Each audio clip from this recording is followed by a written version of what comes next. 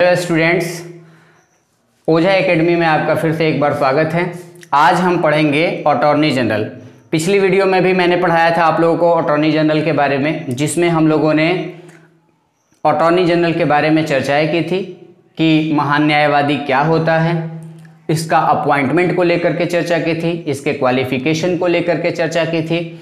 आज हम लोग जो बात करेंगे वो बात करेंगे टर्म को लेकर के कि ये अपने पद पे कितने वर्ष तक रहता है। उसके बाद हम चर्चा करेंगे रिमूवल प्रोसेस को लेकर के, कैसे पद से हटाया जा सकता है इसे। उसके बाद हम चर्चा करेंगे रेजिग्नेशन को लेकर के, त्यागपत्र यदि देना हो तो वो किसे त्यागपत्र अपना देगा। उसके बाद हम चर्चा करेंगे सैलरी को लेकर के कि अटॉर्नी जनरल की सैलरी कितनी होती है। और उसके बाद इसके फंक्शन को लेकर के हम चर्चा करेंगे कि फंक्शन जो है ये कौन कौन सा कार्य करता है। तो आइए हम देखते हैं टर्म के बारे में। जहाँ तक हम बात करते हैं टर्म को लेकर के, कार्यकाल को लेकर के, तो भारतीय संविधान में कहीं भी फिक्स नहीं किया गया है कि ये कितने वर्ष तक रहेगा। आप लोगों ने पढ़ा होगा प्रेसिडेंट जो है उसका 5 ईयर्स तक जो है कार्यकाल होता है। यदि हम बात करते हैं वाइस प्रेसिडेंट की तो वाइस प्रेसिडेंट का भी 5 ईयर्स तक होता है। यदि हम बात करते हैं राज्यसभा मेंबर की 6 ईयर्स तक होता है कार्यकाल। इस तरह से हम लोगों ने देखा कि सबका जो है कहीं ना कहीं कार्यकाल फिक्स किया गया है कॉन्स्टिट्यूशन में। बट इंडियन कॉन्स्टिट्यूशन में अटॉर्नी जनरल के कार्य के बारे में कहीं भी मेंशन नहीं किया गया है। बड़ी खूबसूरत बात है यहाँ पे कि इस पे क्वेश्चन भी कर देता है कि अटॉर्नी जनरल का टर्म कितना होता है। ऑप्शन दे देगा 4 years, 5 years, 6 years, none of these. आपका ऑप्शन क्या होना चाहिए आंसर? नॉन ऑफ दीज, यानी इनमें से कोई नहीं। इसलिए इसका पहला पॉइंट लिख लीजिए आप लोग, the term of attorney general, the term of attorney general is not mentioned in the Indian Constitution, is not mentioned in the Indian Constitution, mentioned in the Indian Constitution। भारतीय संविधान में महान न्यायवादी का कार्यकाल कहीं भी फिक्स नहीं किया गया है, कहीं भी तय नहीं किया गया है। अब हम इसी पे बात कर लेते हैं। हमारे जो फर्स्ट होल्डर थे, फर्स्ट होल्डर का मतलब होता है कि पहले जो है अटॉर्नी जनरल हमारे जो थे उनका नाम था MC सीतलवाड़। ये नाम आप सब याद रखिएगा, MC Setalvad, MC Setalvad. MC Setalvad जी हमारे जो है देश के पहले अटॉर्नी जनरल थे, जिनका कार्यकाल 1950 से 1963 तक, यानी करीब 13 वर्षों तक चला था। सबसे लंबे समय तक जो है अपने पद पे जो रहने वाले अटॉर्नी जनरल भारत में हुए हैं वो थे MC सीतलवाड़।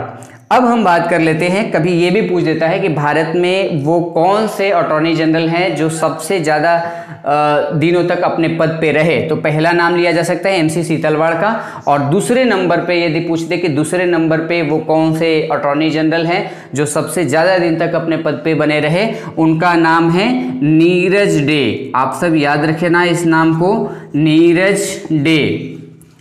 नीरज डे जी जो हैं लगभग 11 वर्षों तक अपने पद पे बने रहे थे। तो ये दो बात हमने चर्चा की यहाँ पे। एक क्वेश्चन इस तरह से भी कर देता है कि कौन से ऐसे अटॉर्नी जनरल है जो 2 बार अपॉइंट किए गए हैं, 2 बार अपने पद पे रहे हैं। तो ये ध्यान में रखना, 2 बार रहने वाले मिलोन के बनर्जी, मिलन के बनर्जी, ये अपने पद पर 2 बार तक बने रहे।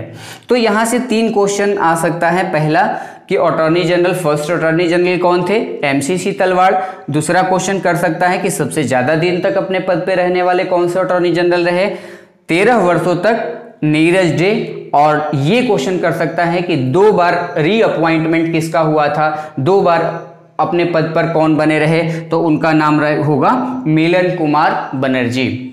अब हम देखते हैं सेकेंड पॉइंट, टर्म में second point.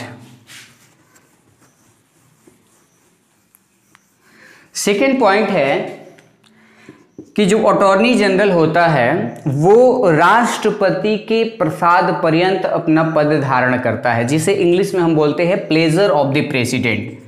Pleasure of the president एक शब्द है, pleasure of the president. Pleasure of the president का मतलब होता है प्रसाद पर्यंत।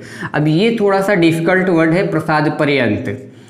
यदि अपनी बोलचाल की भाषा में हम बात करें तो इसका मतलब होता है उसकी इच्छा के ऊपर डिपेंड करता है, यानी राष्ट्रपति के इच्छा के अनुसार अपना पद धारण करता है। यदि हम बात कर लेते हैं सुप्रीम कोर्ट के या हाई कोर्ट के जज के बारे में, तो वो राष्ट्रपति के इच्छा के अनुसार पद नहीं धारण करते हैं। यदि हम बात कर लेते हैं प्राइम मिनिस्टर के, वो राष्ट्रपति के इच्छा के अनुसार पद नहीं धारण, लेकिन यहाँ पे हम अटॉर्नी जनरल की बात करते हैं तो ये राष्ट्रपति के इच्छा के अनुसार जो है अपना पद धारण करता है। इसका सिंपल मतलब हुआ कि राष्ट्रपति जब चाहे तब अटॉर्नी जनरल को उसके पद से हटा सकता है। The president can remove the attorney general at any time. इसलिए सेकेंड नंबर पॉइंट आप लोग नोट कर लीजिए। The attorney general holds the office during the pleasure of the president. Pleasure of the president. It means the president can remove the attorney general at any time. Hindi में लिख लीजिए इसे, महान न्यायवादी राष्ट्रपति के प्रसाद पर्यंत अपना पद धारण करता है। राष्ट्रपति के प्रसाद पर्यंत अपना पद धारण करता है। इसका मतलब यह हुआ कि राष्ट्रपति जब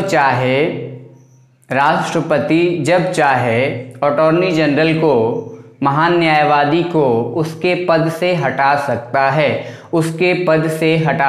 है। अब ये टर्म के बारे में हम लोगों ने बात कर लिया। टर्म के बारे में पहला कि फिक्स नहीं है, और दूसरा हमने बात किया कि ये राष्ट्रपति के प्रसाद पर्यंत यानी इच्छा अनुसार पद धारण करता है। जब चाहेगा राष्ट्रपति महान न्यायवादी को हटा सकता है।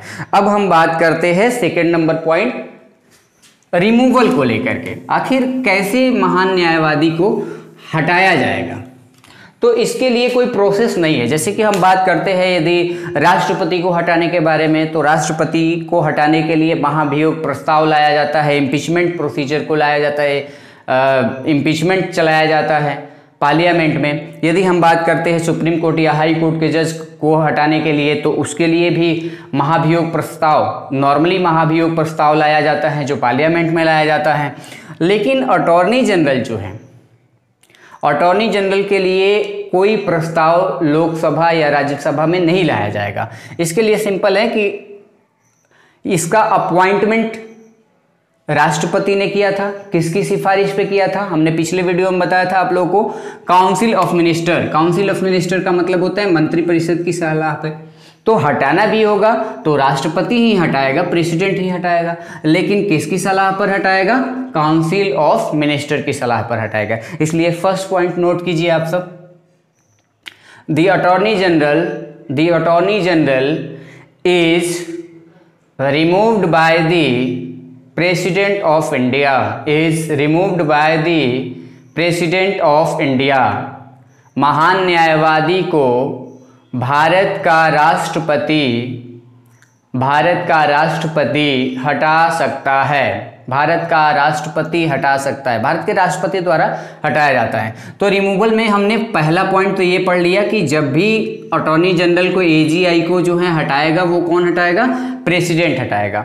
अब हम बात करते हैं दूसरे नंबर पे, क्या इसके हटाने को लेकर के कहीं पर भी संविधान में चर्चा की गई है? इसका कोई ग्राउंड्स है, आधार है? क्या इसकी कोई प्रोसीजर है? तो बिल्कुल नहीं है। जैसा कि हम बात करते हैं सुप्रीम कोर्ट के बारे में, सुप्रीम कोर्ट के जज को हटाना होगा तो उसके लिए भी ग्राउंड्स दिए गए हैं। ग्राउंड्स होता है प्रूव्ड मिसबिहेवियर, इनकैपेसिटी, यदि वो असमर्थ है या कोई साबित कदाचार है तो उस केस में उसे हटाया जा सकता है। परंतु अटॉर्नी जनरल के लिए कोई ग्राउंड्स या कोई प्रोसीजर कहीं भी कॉन्स्टिट्यूशन में नहीं दिया गया है। तो ये सेकंड नंबर पॉइंट आप लोग लिख लीजिए, the procedure and the grounds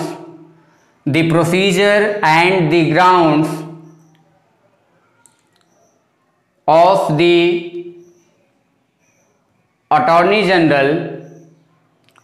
the Attorney General is not mentioned in the Indian Constitution। भारतीय संविधान में कहीं भी महान न्यायवादी का हटाने के लिए आधार और प्रक्रिया का उल्लेख नहीं किया गया है। अब थर्ड पॉइंट हम पढ़ते हैं रेजिग्नेशन यानी त्यागपत्र। यदि अटॉर्नी जनरल को त्यागपत्र देना हो तो वो किसे देगा? रेजिग्नेशन लिख लीजिए, त्यागपत्र। देखिए, राष्ट्रपति द्वारा अपॉइंटमेंट किया गया, राष्ट्रपति द्वारा हटाया जाएगा, और त्याग पत्र भी देना हो तो वो किसे देगा? राष्ट्रपति को देगा। इसलिए पॉइंट नोट कर लीजिए, प्रेसिडेंट को देगा। The attorney general submits the resignation letter to the president of India. महान न्यायवादी भारत के राष्ट्रपति को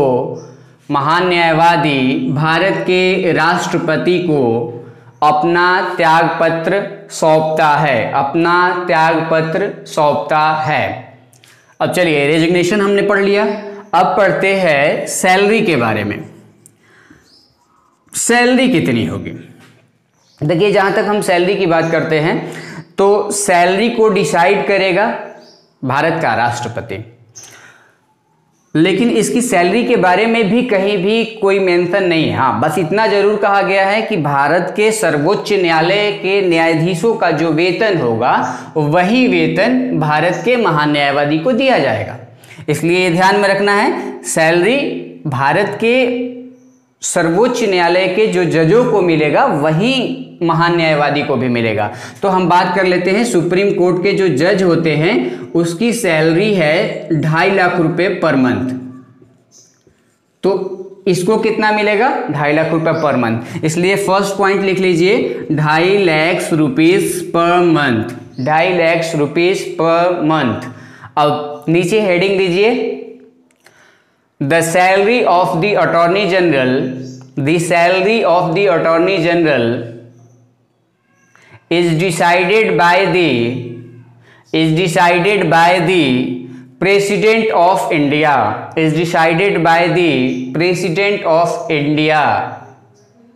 Generally it is equal to that of the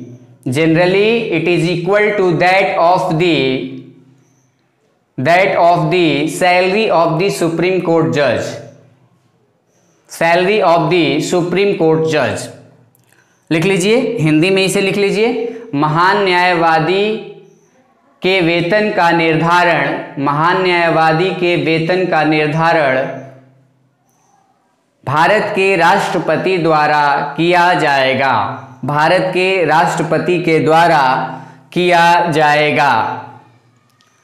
आमतौर पर यह वेतन सर्वोच्च न्यायालय के न्यायाधीशों के वेतन के बराबर होता है। और ब्रैकेट में आप सब दे दीजिएगा 2.5 लाख रुपीस पर मंथ। देखिए, अब सैलरी हम लोगों ने देख लिया।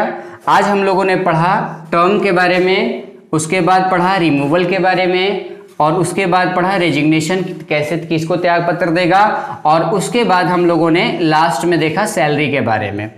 अब नेक्स्ट थर्ड पार्ट में हम लोग पढ़ेंगे इसके फंक्शन के बारे में। आज के लिए बस इतना ही। आप सबको वीडियो देखने के लिए धन्यवाद। This video is supported by career talk and sponsored by Swadesh card.